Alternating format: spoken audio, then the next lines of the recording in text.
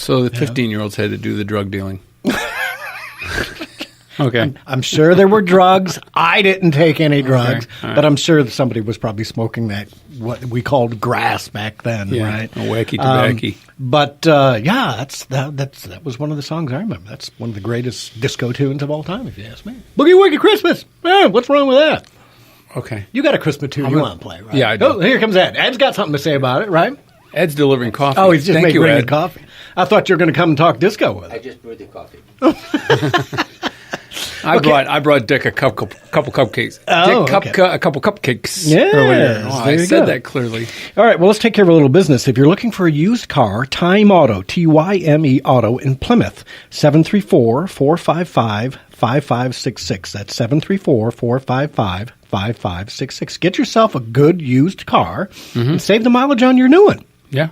You know, plus if something ever goes wrong, you got to take it in for a recall. It's or winter. something. You need got a beater. one. You need. Well, when I look at these cars and when I drive past this shop, those aren't beaters. Well, Those I are understand that, good-looking but you need a second car to keep the nice go to Sunday school car. Yeah, and it looks like he has, in certain instances, 0% interest available. Which Yeah, is he unheard of. will get you.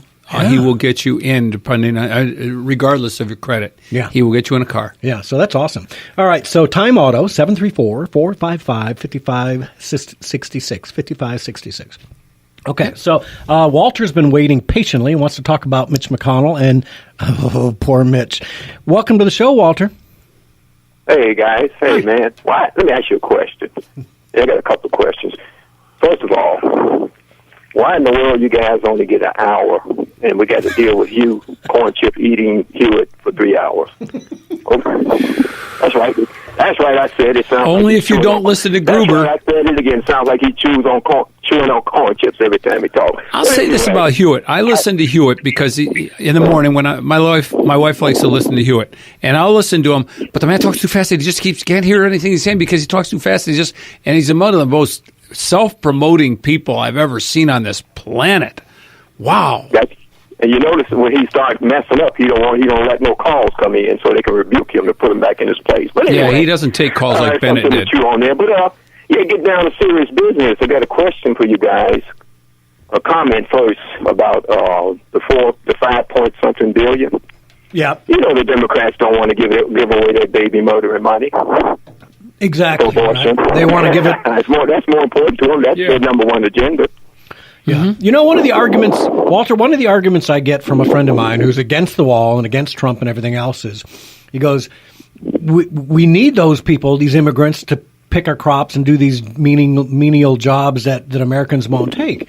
And I think to myself, we wouldn't need anyone to fill these jobs if we had 60 million babies that were not aborted. Right? We were having that conversation in church 30 years ago. Yeah. You know, the demographics are such that we are not having the like you said, the employables to fill our employment. So when the Democrats say we must bring in, but Europe's doing the same thing. You know, we've gone to this. It's not just the abortion. Abortion is just a means of birth control, but it's limiting the size of families because we're afraid of having our standard of living lowered because we see having the material goods as our standard of living as opposed to having a large, boisterous, happy family. Yeah. You know, that's the standard of living. Yeah. But I tell you, boy, that Lucifer Schumer, what a pervert, man. That guy is a snake, isn't he? He's an evil soul, man. He's an evil man. But here's a question for you guys, something to pause on. I mean, to pause for a cause here. Well, I wouldn't say a pause for a cause, but something to ponder on. And this is my question to you, too. Finally. Is Kavanaugh, maybe I have to, if he doesn't do right, I have to call him similar to what I call Debbie Stabber-Cow now. Is there any concern about him? What do you think? He bucked Roberts on this last one. You know, he voted with the conservatives on the immigration amnesty, asylum ruling that said that you had to apply for asylum at embassies or at ports of entry instead of coming across illegally and then claiming asylum, whereas Roberts went with the liberals on it. Kavanaugh stayed with the conservatives on it. Yeah, I'm not going to bag on Kavanaugh for that Planned Parenthood funding thing. He was following a law. He was following the law, which is why we picked him. Yes, right? exactly. So I don't believe that his decision in that case makes him a pro-choice guy at all. Right. I'm not buying that. So I am not going to say Kavanaugh is not a good guy. No cause for concern. No cause for. You know what? Not on my book. Well, let's keep our shields up, but trust but verify. I appreciate that. Because I hope I wasn't bragging on him to the Democrats for nothing. Yeah. Well, there are some saying that the Democrats attacked him so vociferously to sneak him in that we would put wrap our arms around him to protect him and take him in regardless. And that's a little too tinfoil hat for me. I'll go with Occam's razor, right? The simplest thing is he's really a conservative. Well, thank God for that. I just hope anything else? I just hope all those tears. I was hoping it wasn't the tears of John Boehner. Yeah. Anyway. Yeah. Hey, I appreciate it. I'm not going to keep you guys. All right. Merry Christmas, Walter. Hey, Merry Christmas to you guys too. And Jesus is the reason for the season. Oh, I'm going to play some Christmas music, some real Christmas music. Yes, you're right. Thank you, Walter. Amen. You too. All right, let's take a call from Jimmy in Manchester. Jimmy, welcome to the show. Hey, how's it going? Hi, Jimmy. That's great. Everybody is. I haven't listened to his show, but Glenn Beck's got to be apoplectic about the whole pulling out of the Middle East thing. And Mattis being gone. But I don't think it's that big of a problem. I think we need to stop spending blood and treasure in other countries when our own country is being invaded. Yeah. Jimmy, have you ever heard of General Smedley Butler? No, never heard of him. War is a racket. I've heard of them, of course. Yes. War is just a racket. Seven congressional medals of honor. Oh, no, 2. He had 2 congressional medals of honor. No, that's right. The other ones were Navy crosses. Yes, exactly. One of the most decorated Marines ever. You ask any Marine, do you know who General Butler is? They know who General Butler is. I'm not a Marine, but I know who he is. And you're right. And for those other than Jimmy who don't know who General Smedley Butler was, he was one of the top. He's the highest-ranked Marine Corps general at one point.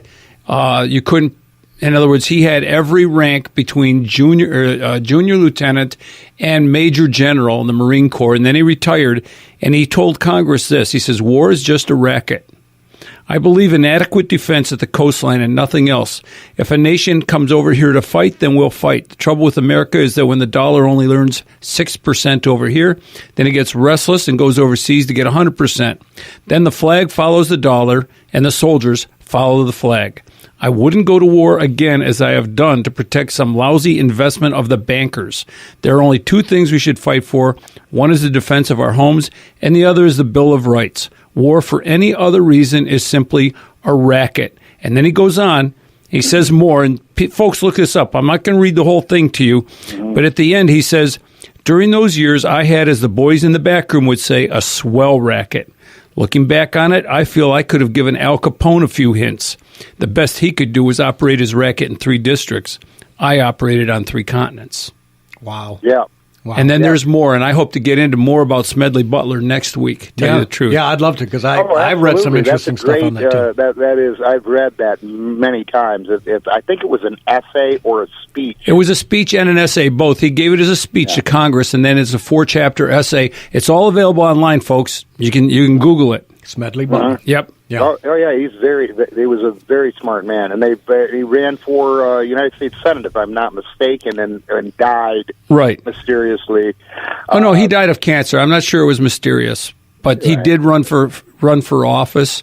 And as far as being in Syria is concerned, I feel for the Kurds, and I think if anything, we should keep a contingent with the Kurds to defend Kurdistan and leave it at that, a tripwire like we did in Europe.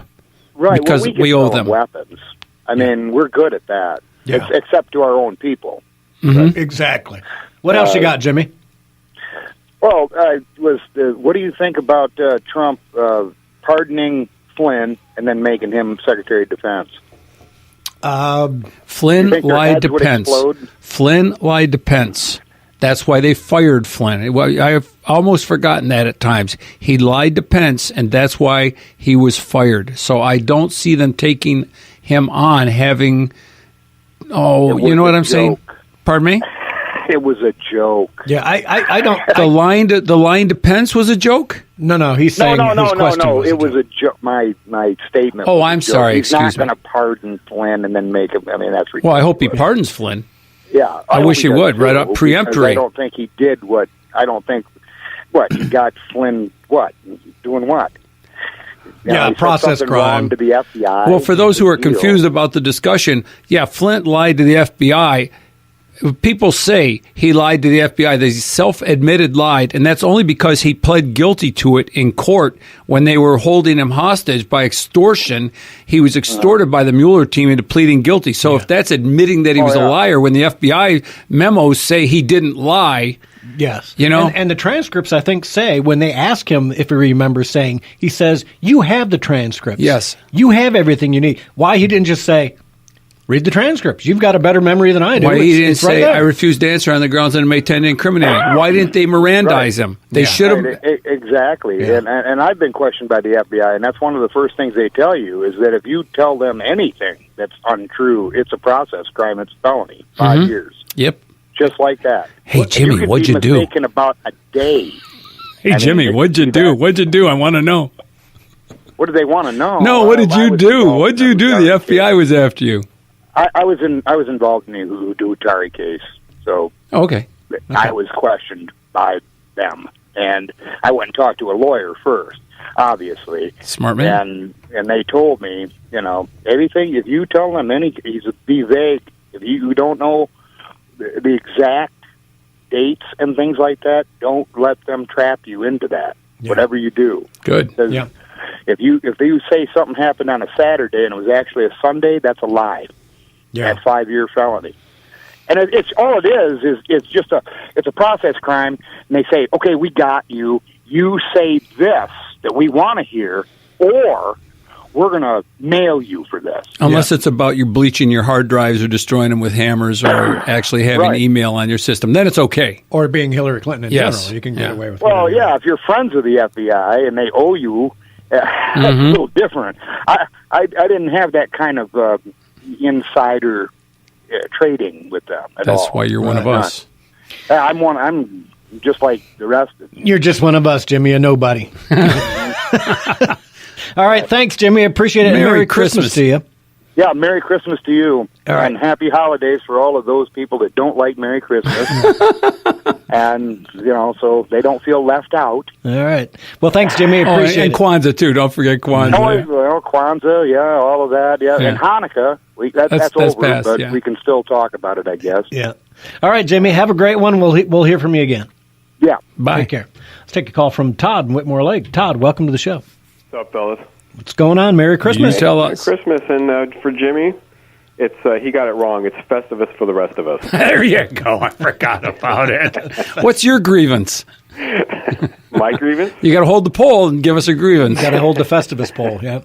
Here's the deal. What I've got going is it'd be really nice if maybe you guys could put together a collage over the past number of years of all of the Democrats that screamed about illegal immigration and how we need to control it and how we need to put these people in jail and how it's a crime against Americans, especially Mr.